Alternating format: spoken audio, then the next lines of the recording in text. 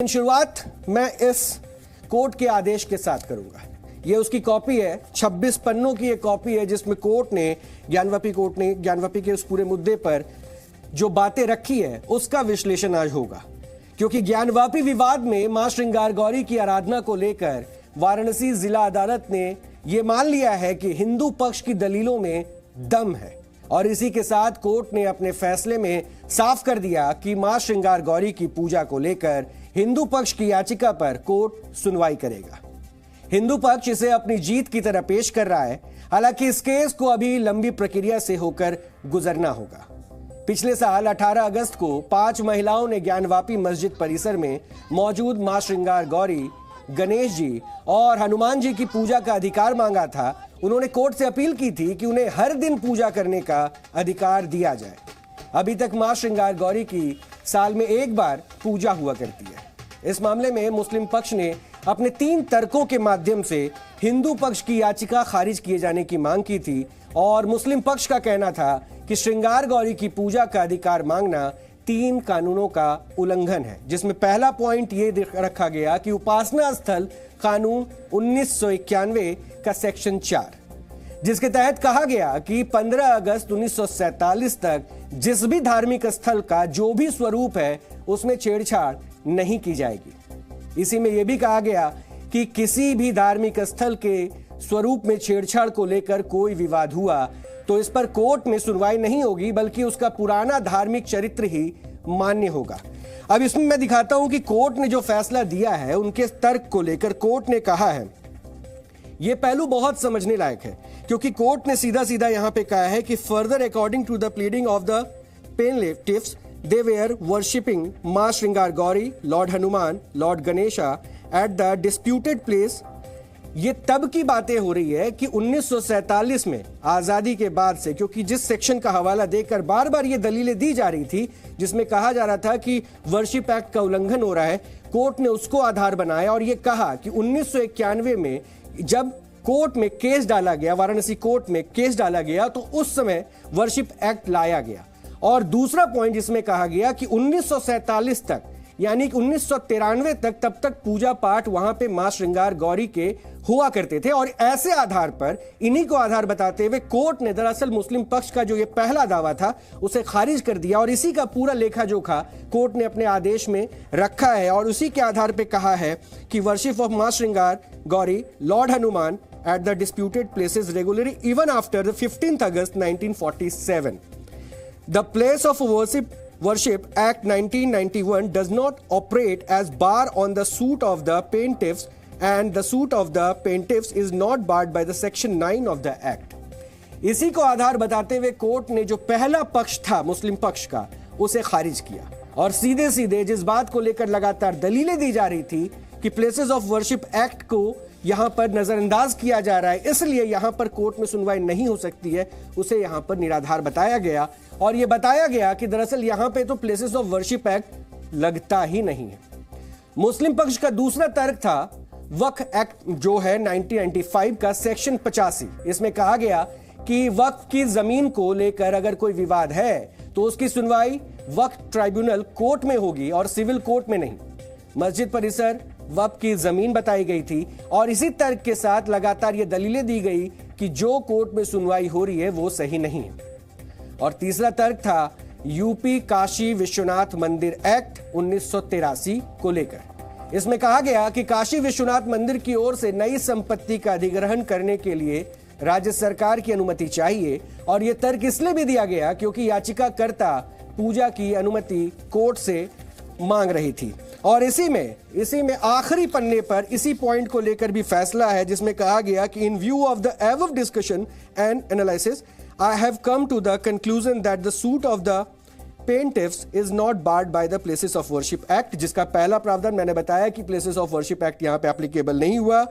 दूसरा 1991 act number 42 of 1991, the Waqf act 1995 and the UP Shri Kashi Vishwanath Temple Act 1983 and the application 35C filed by the defendant number 4 is liable to be dismissed। इन तीनों आधारों को सीधे सीधे court ने खारिज कर दिया। और मुस्लिम पक्ष ने इन 3 तर्कों के माध्यम से मां श्रृंगार गौरी की पूजा की याचिका को खारिज करवाने की कोशिश की थी, लेकिन जिला अदालत ने तीनों ही तर्कों को खारिज कर दिया और कोर्ट ने तीनों दलीलों पर बारी बारी से अपने तर्क भी दिए, जिन तर्कों को मैंने अभी आपके सामने रखा। वैसे उपासना स्थल कानून 1991 के सेक्शन 4 को लेकर कोर्ट ने कहा कि याचिकाकर्ता सिर्फ ज्ञानवापी के अंदर पूजा अर्चना की इजाजत मांग रहे हैं और वर्ष 1993 तक वो वहां पर मां श्रृंगार गौरी, भगवान गणेश, हनुमान जी की पूजा अर्चना करते रहे हैं और वर्ष 1993 के बाद प्रशासन ने रोजाना पूजा अर्चना करने पर पाबंदी लगा दी और साल में एक बार पूजा की इजाजत दी। ऐसे में साफ है कि 15 अगस्त 1947 यानी कि उपासना स्थल कानून 1991 के नियम के बावजूद यहां पूजा होती रही है, इसलिए उपासना स्थल कानून 1991 इस केस की सुनवाई में लागू नहीं है।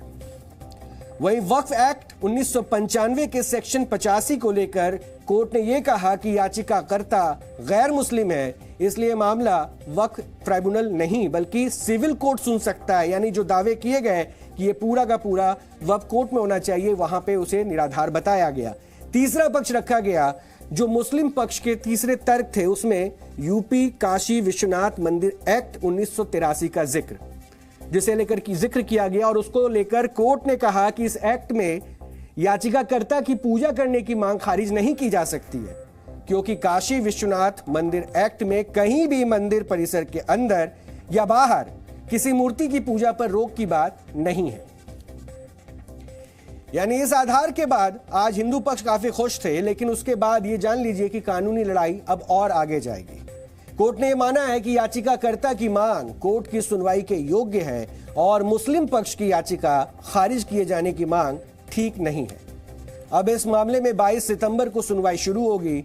मुस्लिम पक्ष को इस दिन अपनी दलील देनी है। जिला जज ने हम लोगों के पक्ष में ये स्वीकार करते हुए कि दावा आपका पोषणीय है, 7 रूल 11 के तहत जो आपत्ति लगाई थी मुस्लिम पक्ष ने, उस आपत्ति को खारिज कर दिया। अब आगे क्या होगा सुभाष जी? अब आगे हमारे तमाम जो है बिंदु हैं, जिसमें भाई कमीशन रिपोर्ट जो आई है उस पे जो है बहस होगी, उस पे आपत्तियां डाली जाएगी, उस पे जो सुनवाई होगी और फिर आगे भी सर्वे हम लोग का प्रार्थना पत्र तहखाना खोलकर जो सर्वे कराने की मांग है उस पे भी हम लोग दबाव बना के उसको भी जो है आगे बढ़ाएंगे। अच्छा सुभाष जी, अगली कोई तारीख मिली है इस मामले में? 22 सितंबर जो है तारीख उन्होंने डाला है और उस पर देखा जाए, उस पर अब आगे हम लोग बैठ के तय करेंगे कि हम लोग क्या निर्णय लें। अब ज्ञानवापी में अगला कदम आप लोगों का क्या होगा? क्या एएसआई के द्वारा सर्वे की मांग करेंगे? क्या जो शिवलिंग होने का दावा कर रहे हैं उसका कार्बन डेटिंग कराया जाए? हम लोगों ने प्रार्थना पत्र दिया है कि तहखाने को खुलवा के जिसके नीचे मां श्रृंगार गौरी और आदि विश्वेश्वर जो ऊपर शिवलिंग मिला है उस शिवलिंग का अर्घा नीचे है, उस तहखाने को खुलवाइए और अंदर सर्वे कराया जाए ताकि दूध का दूध।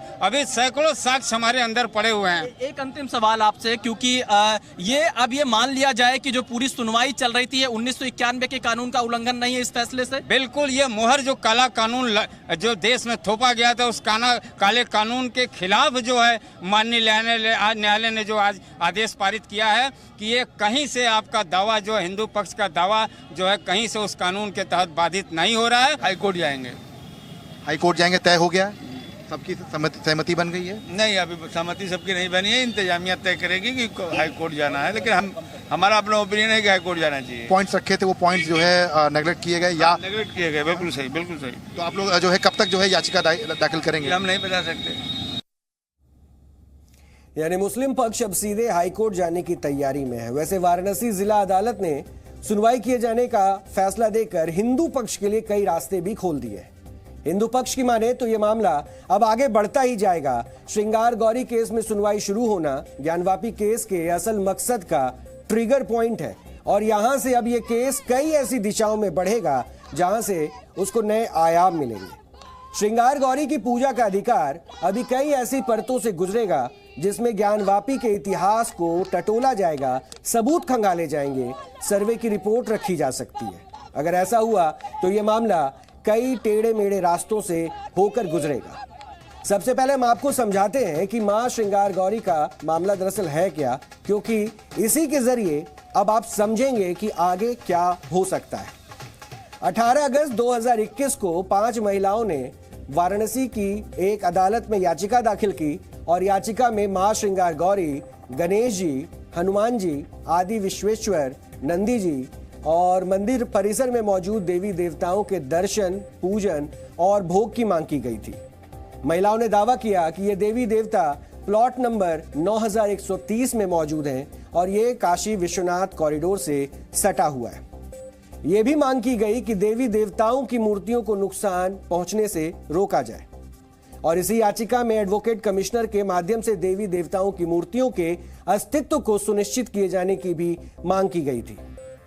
यह मामला देखने में केवल पूजा के अधिकार से जुड़ा नजर आता है, लेकिन इस मामले का मकसद बहुत बड़ा है।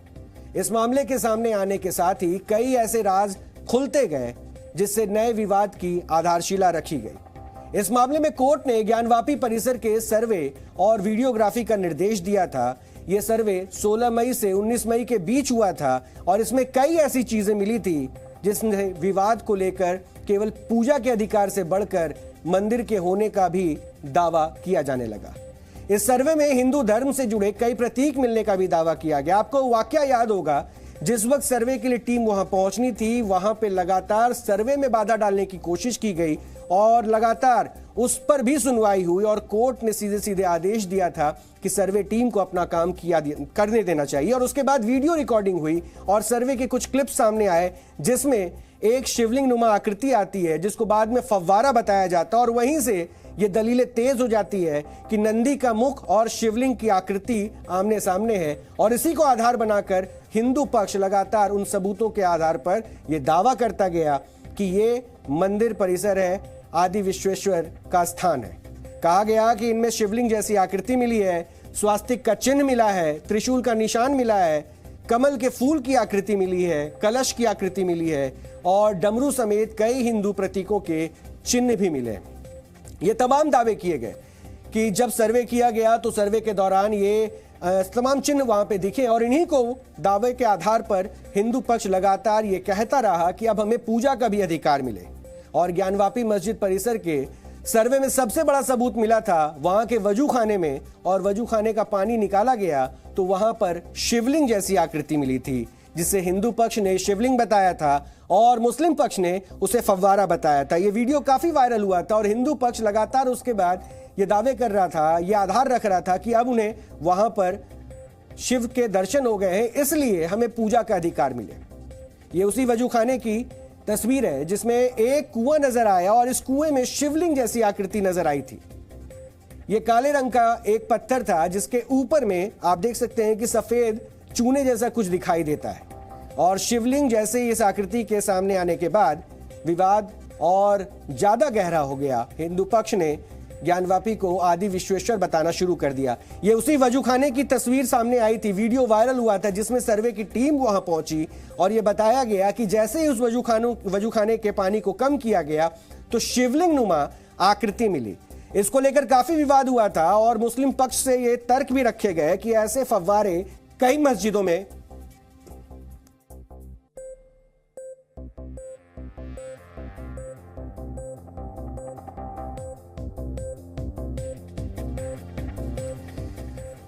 और मुस्लिम पक्ष ने उस वक्त ये तर्क दिया कि ऐसे फव्वारे आपको कई मस्जिदों में देखने को मिलेंगे। हालांकि उस वक्त भी लगातार ये तर्क हिंदू पक्ष की तरफ से रखा गया कि इनका आधार क्या है, अगर फव्वारा है तो इसमें पानी के कनेक्शन कहां से किए गए, पाइप कहां है, और उसके अलावा लगातार हिंदू पक्ष ये कहा कि इस पूरे मामले की जांच होनी चाहिए।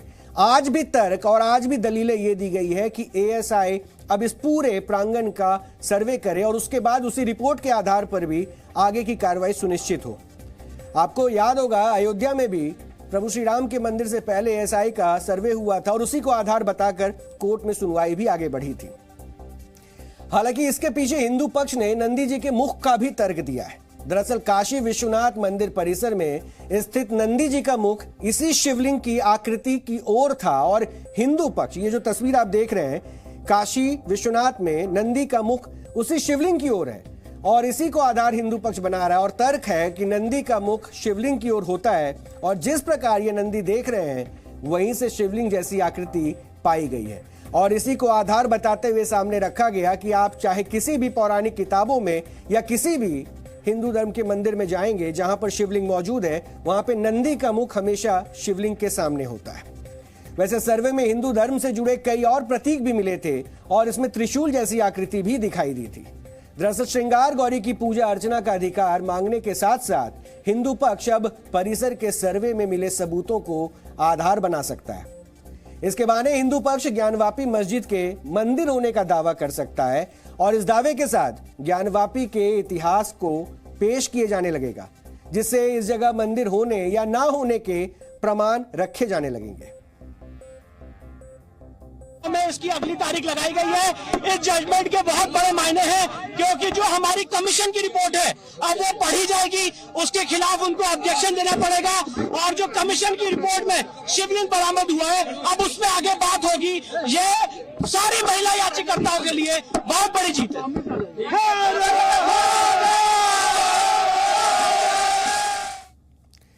अगर श्रृंगार गौरी केस में हिंदू पक्ष ने ज्ञानवापी परिसर सर्वे की रिपोर्ट पेश करने की मांग की तो यह मामला भी अयोध्या मामले की तरह पेचीदा हो जाएगा। दरअसल अयोध्या केस में सुप्रीम कोर्ट ने 2003 में हुई आर्कियोलॉजिकल सर्वे की जांच को अहम माना था और एएसआई की रिपोर्ट में यह कहा गया था कि बाबरी मस्जिद एक प्राचीन मंदिर के ढांचे पर बनाया गया था और एएसआई की 574 पेज की रिपोर्ट अयोध्या केस का टर्निंग पॉइंट भी बन गया था। अब अगर हिंदू पक्ष श्रृंगार गौरी केस में ज्ञानवापी परिसर के एएसआई की ओर से सर्वे की मांग करता है तो यह मामला अलग रुख लेगा और ज्ञानवापी परिसर का पिछला सर्वे कोर्ट की एक समिति ने भी किया था, जिसमें वीडियोग्राफी भी की गई थी। हिंदू पक्ष इस रिपोर्ट को पेश करने की मांग कर सकता है और फिर इस रिपोर्ट के पेश हो जाने के बाद इसके आधार पर एएसआई जांच की मांग भी की जा सकती है। एएसआई की जांच इस केस को ज्ञानवापी के मंदिर या मस्जिद होने पर सवाल खड़े कर सकता है और यही वजह है कि आज जब कोर्ट ने श्रृंगार गौरी केस में मुस्लिम पक्ष की याचिका खारिज की तो उन्हें यह कदम जीत जैसा महसूस हुआ, क्योंकि अब श्रृंगार गौरी केस की सुनवाई होगी और हिंदू पक्ष इस सुनवाई में कई तरह के सबूत पेश करके ज्ञानवापी परिसर पर अपना दावा करने की कोशिश कर सकता है।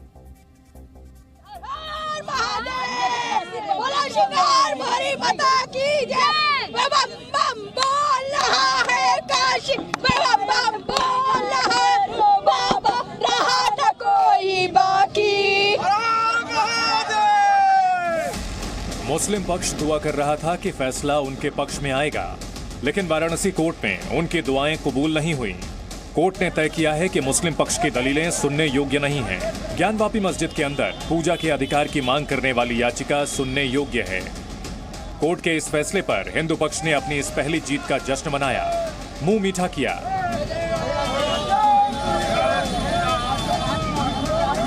ढोल नगाड़े बजाकर जश्न मनाया।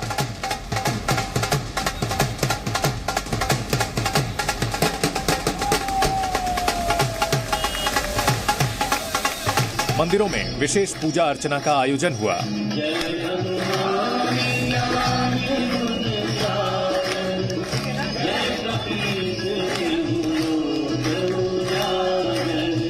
हिंदू पक्ष की यह खुशी देखने योग्य भी है और सुनने योग्य भी है।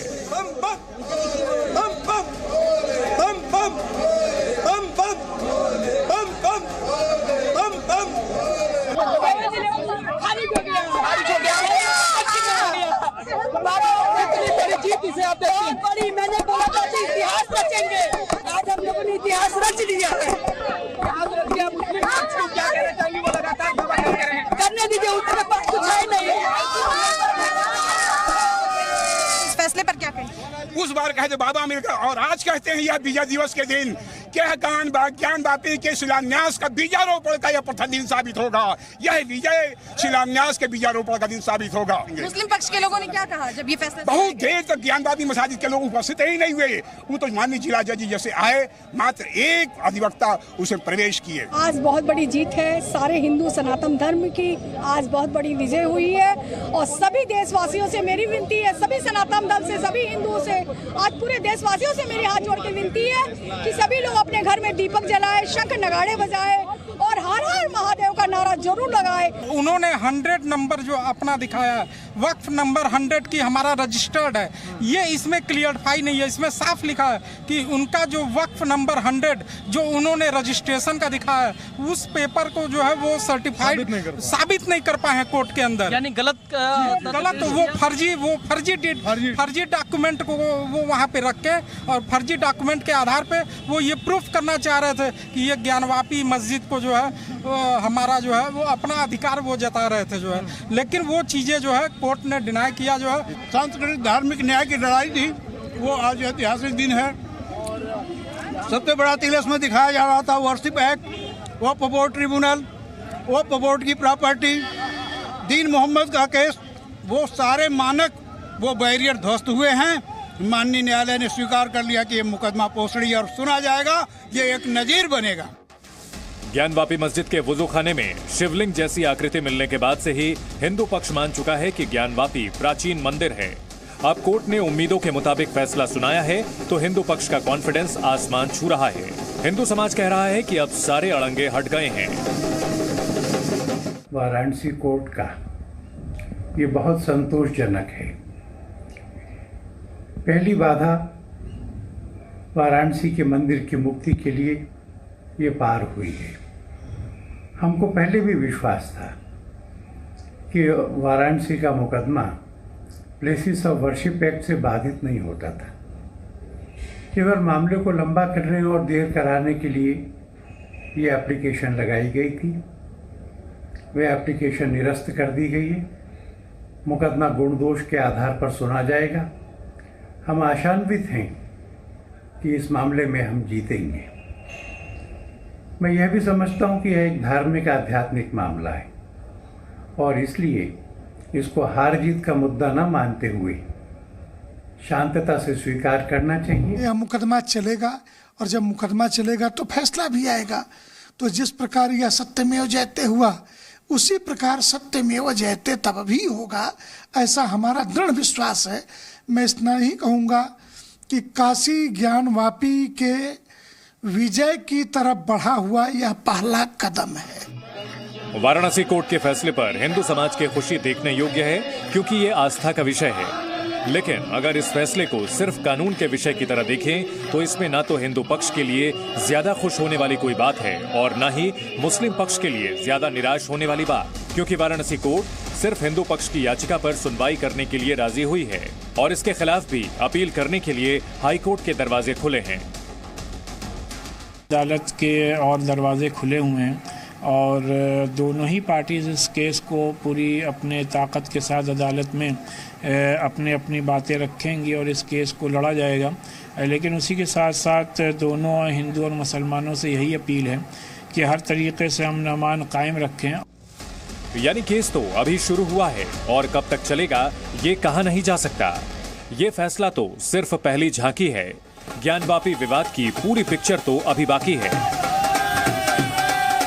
लेकिन इतना जरूर है कि ज्ञानवापी विवाद पर न्याय का श्री गणेश अब शुरू हो चुका है।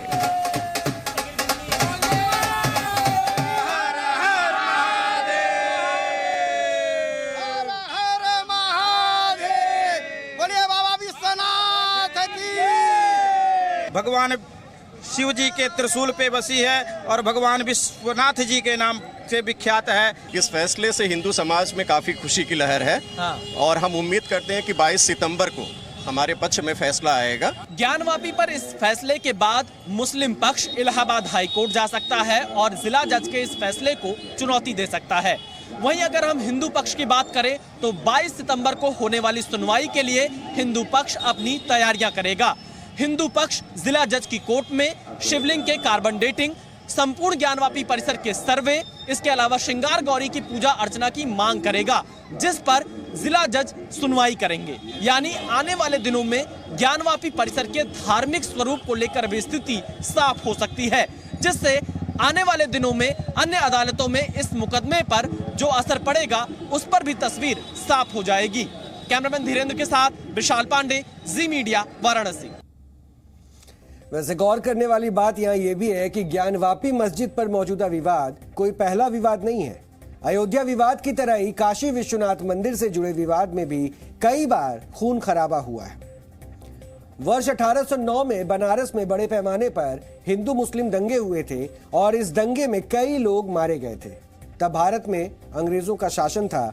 कलकत्ता की वाइस प्रेसिडेंट इन काउंसिल ने बनारस के तब के मजिस्ट्रेट वॉटसन से दंगों का कारण पूछा और वॉटसन ने ब्रिटिश हुकूमत को जो जानकारी भेजी उसमें दंगे का मुख्य कारण औरंगजेब द्वारा मंदिर तोड़कर मस्जिद बनाने को बताया गया। वॉटसन ने विवाद सुलझाने के लिए एक सुझाव भी दिया, जिसमें उन्होंने साफ तौर पर लिखा कि ज्ञानवापी से मुसलमानों को हटा देना चाहिए। हालांकि कलकत्ता की वाइस प्रेसिडेंट इन काउंसिल ने वॉटसन के सुझावों को खारिज कर दिया। माना जाता है कि यह फैसला फूट डालो राज करो की नीति के तहत किया गया था। बड़े अंग्रेज अफसर नहीं चाहते थे कि विवाद खत्म हो और वर्ष 1936 में वाराणसी जिला कोर्ट में जो मुकदमा चला था उसमें इस तथ्य की जानकारी भी दी गई थी। अब हम आपको ज्ञानवापी मस्जिद विवाद का इतिहास भी बताते हैं, क्योंकि ये इसलिए हम कह रहे हैं कि ये लंबा पुराना इतिहास है और पहले भी इसको लेकर कई विवाद हुए हैं। वर्ष 1991 में काशी विश्वनाथ मंदिर के पुरोहितों के वंशजों ने वाराणसी सिविल कोर्ट में दावा किया था कि काशी विश्वनाथ मंदिर को 2050 साल पहले राजा विक्रमादित्य ने बनवाया था। अब उस वक्त अपनी टीवी स्क्रीन पर ये जो तस्वीरें आप देख रहे हैं, उस वक्त की ये पूरी तस्वीरें हैं जो टीवी स्क्रीन पर आपकी है, क्योंकि ज्ञानवापी परिसर की ये 154 साल पुरानी ये तस्वीरें हैं, जिन्हें ब्रिटिश फोटोग्राफर सैमुअल बॉर्ने ने वर्ष 1868 में खींचा था।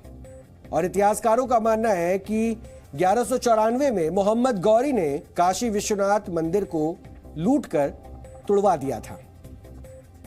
बाद में दोबारा जब मंदिर बना लिया गया तो 1447 में जौनपुर के शर्की सुल्तान महमूद शाह ने मंदिर को तुड़वाकर मस्जिद बनवा दी थी। और इसके बाद अकबर के शासनकाल में टोडरमल ने फिर से वर्ष 1585 में इस जगह पर दोबारा मंदिर का निर्माण करवाया और उस मंदिर को आज भी लोग काशी विश्वनाथ के नाम से जानते हैं, वहां दर्शन करने जाते हैं। और कुछ इतिहासकारों का यह भी मानना है कि वर्ष 1669 में औरंगजेब के आदेश पर वहां मंदिर के आधे हिस्से पर जामा मस्जिद बनवाई गई थी, जिसमें मंदिर की नींव और मलबे का उपयोग भी किया गया था। इसके बाद 1735 में इंदौर की महारानी देवी अहिल्याबाई ने ज्ञानवापी परिसर के पास काशी विश्वनाथ मंदिर बनवाया और ज्ञानवापी मस्जिद का पहला जिक्र 1883-84 के राजस्व दस्तावेजों में भी मिलता है, जिसमें जामा मस्जिद को ज्ञानवापी के तौर पर दर्ज किया गया है। वर्ष 1936 में दायर एक मुकदमे पर वर्ष 1937 में अदालत में ज्ञानवापी को मस्जिद के तौर पर स्वीकार किया गया था। वर्ष 1937 में अदालत में ज्ञानवापी को मस्जिद के तौर पर स्वीकार किया गया था। वर्ष 1991 में पहली बार हिंदू पक्ष की तरफ से अदालत में ज्ञानवापी मस्जिद परिसर में पूजा उपासना की मांग के लिए याचिका दायर की गई थी और इस याचिका के बाद ही संसद में उपासना स्थल कानून 1991 बना, जिसमें कहा गया कि 15 अगस्त 1947 से पहले अस्तित्व में आए किसी भी धर्म के पूजा स्थल को किसी दूसरे से नहीं बदला जा सकता है। लेकिन आज वाराणसी कोर्ट ने कह दिया कि उपासना स्थल कानून ज्ञानवापी मस्जिद में पूजा करने के विवाद में लागू नहीं होता है। इस बात को लेकर मुस्लिम पक्ष निराश है और खुद को मुस्लिमों का मसीहा समझने वाले असुद्दीन ओवैसी खफा हैं। मैं इसी काशी की मंदिर की बात कर रहा हूं। प्लॉट नंबर 93-94 को मुसलमानों से एक्सचेंज किया गया। एक प्लॉट लेकर दूसरा घर दिया गया। तो जब एक्सचेंज होता है तो मालिक से होता है ना, मालिक से एक्सचेंज कर रहे और आप आज ही ऑर्डर आ रहा है। ये जो प्रधानमंत्री ने जो इनॉग्रेशन किया, जो पूरे उसको बताया कि मॉडर्नाइज किया गया, उसको तोड़ा गया, बनाया गया, एक्सचेंज हुआ है प्रॉपर्टी का। अब इसको क्या बोलेंगे? और उसके एक्सचेंज के रजिस्टर्ड डॉक्यूमेंट्स हैं, रजिस्टर्ड डॉक्यूमेंट्स हैं। आप बोल रहे हैं कि ये बात कैसी कहते हैं फिर आप? दूसरी बात ये है कि 1883-84 का खसरा है, जिसमें लिखा गया प्लॉट नंबर 9130, ये प्लॉट नंबर 9130 है, उसमें उर्दू में लिखा है कि मकबूज़े अहले इस्लाम मस्जिद। तीसरी बात आप देख लीजिए कि ये जो है प्लॉट नंबर 9130 26 फरवरी 1942 को वफ़ का गज़ट इशू हुआ था। 1942 को 1942 26 फरवरी वफ़ गज़ट इशू हुआ था। कि ये मस्जिद वक्फ है। दूसरा एक केस हुआ था 1936 का, जिसका दीन मोहम्मद वर्सेस स्टेट। 1937 में जजमेंट आया। जजमेंट में कहा गया कि मस्जिद के नीचे की जमीन, घर नॉर्थ और साउथ पे पूरा वक्फ है। अब इससे बड़ा आपको मैं 3 सबूतें दे रहा हूं। फिर ऊपर से 91 का एक्ट है। अगर कोई ये कहेगा कि भाई 15 अगस्त से पहले मेरा कब्जा था, तो फिर 91 का एक्ट के माने क्या है? श्रृंगार गौरी केस के माध्यम से देश में कई और धर्म स्थलों पर हिंदू पक्ष के दावे को ताकत मिलेगी। इसका सबसे पहला असर मथुरा की ईदगाह मस्जिद मामले पर भी पड़ सकता है। और मथुरा की शाही ईदगाह मस्जिद श्री कृष्ण जन्मभूमि मंदिर परिसर से सटी हुई और माना यह भी जाता है कि औरंगजेब ने श्री कृष्ण जन्मस्थली पर बने प्राचीन केशवनाथ मंदिर को तोड़कर उसके ऊपर मस्जिद बनवाई थी। और ईदगाह मस्जिद को लेकर जो याचिका दायर की गई है, उसमें मांग की गई है कि मस्जिद की जमीन श्री कृष्ण जन्मभूमि ट्रस्ट को वापस दी जाए। इसके अलावा ताजमहल को लेकर भी विवाद है। हिंदू संगठन इसको तेजो महालय बताते हैं और इलाहाबाद हाई कोर्ट की लखनऊ बेंच में ताजमहल के 22 कमरों को खुलवाकर एएसआई से सर्वे करवाने की भी बात की गई है और इसकी मांग भी की गई है। और इसी की तरह मध्य प्रदेश के धार में कमल मौला मस्जिद पर भी विवाद है और हिंदू पक्ष इसे माता सरस्वती का मंदिर बताता है, मुस्लिम पक्ष इसे मस्जिद बताता है। और वर्ष 1997 से पहले यहाँ हिंदुओं को केवल मंगलवार और बसंत पंचमी के दिन पूजन की इजाजत थी। मुस्लिम पक्ष हर शुक्रवार नमाज पढ़ता है। अब इसकी देखरेख एएसआई करता है। दिल्ली में कुव्वतुल इस्लाम मस्जिद पर भी विवाद है और यह कुतुब मीनार परिसर में मौजूद है। यह भी माना जाता है कि इसे 27 हिंदू और जैन मंदिरों को तोड़कर बनाया गया था और दिल्ली की साकेत कोर्ट ने इसको लेकर केंद्र को नोटिस भी जारी किया था और कोर्ट में दायर की गई याचिका में पूजा करने का अधिकार मांगा गया है। याचिका में दावा है कि 800 वर्षों से यहां नमाज नहीं अदा की गई और इसी तरह से गुजरात के अहमदाबाद के जामा मस्जिद पर भी विवाद है और यह भी माना जाता है कि हिंदू मंदिर भद्रकाली को तोड़कर बनाया गया। दावा है कि मस्जिद के अंदर कई हिंदू प्रतीक मौजूद हैं और अहमदाबाद का पुरातन नाम भद्रा था। अभी जो मस्जिद मौजूद है उसे 1424 में अहमद शाह ने बनवाया था। इसी तरह से कई और स्थल है जहां पर हिंदू पक्ष अपना दावा करता है और मुस्लिम पक्ष अपना। श्रृंगार गौरी केस में सुनवाई का फैसला इन सारे मामलों के लिए ट्रेंड सेटर बन सकता है और आने वाले वक्त में अगर किसी भी धर्म स्थल पर एएसआई के सर्वे की मांग मान ली जाती है तो हर जगह का अपना एक पुरातन इतिहास सामने आने लगेगा।